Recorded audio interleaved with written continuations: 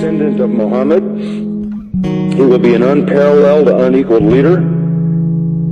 He will come out of a crisis of turmoil. He will take control of the world.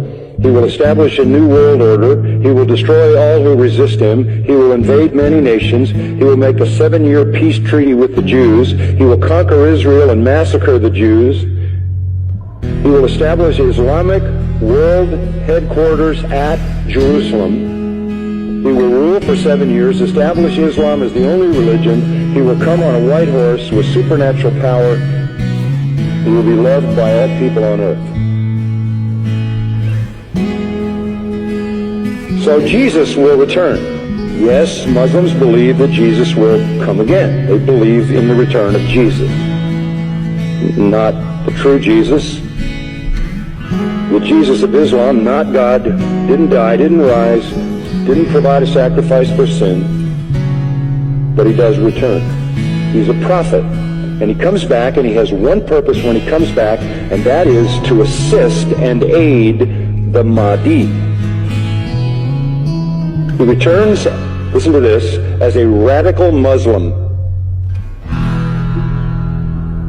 He comes back as a radical Muslim. He will arrive, by the way, at a minaret near Damascus.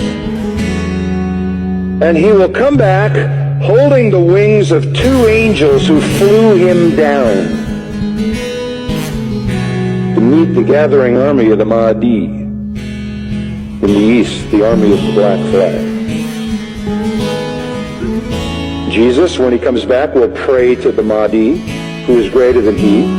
He will acknowledge the Mahdi as his Lord. He will make a pilgrimage to Mecca. He will worship Allah, and thus he will lead all Christians who will follow him to reject their notion of Jesus and accept the real Jesus, who is nothing but a prophet and a man. He will establish worldwide Sharia law.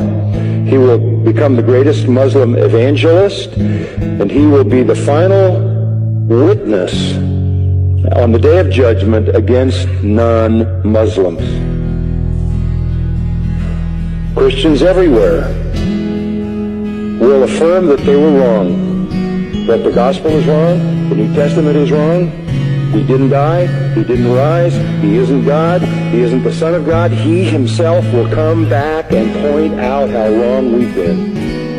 He will correct all misinterpretations and all misrepresentations. Let me quote what their literature says. He will shatter crosses. That's metaphoric for the destruction of the church. A symbol of Christianity being placed in the church. He will kill pigs. He will abolish the tax on non-Muslims because there won't be any living non-Muslims. Can't tax dead people. And then he will do one more thing. He will kill the Islamic Antichrist. He will kill the Islamic Antichrist. Then he will die and be buried by Muhammad, but not until he has destroyed Christianity by revealing who he really is. One of their writings says he espouses the cause of the Mahdi. He is the Mahdi's executioner.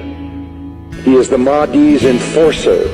He is the Mahdi's prophet. And it is he who kills the Antichrist. That leads me to the third person. The Antichrist will show up. The Muslims call him Dajjal. He is the great deceiver. He comes to earth on a mule,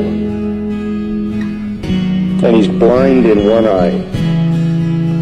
He is an infidel. He is a false miracle worker. This Antichrist, this Islamic Antichrist. But you know who he claims to be? He claims to be Jesus, the Son of God. He claims to be deity. He will attempt to stop the Mahdi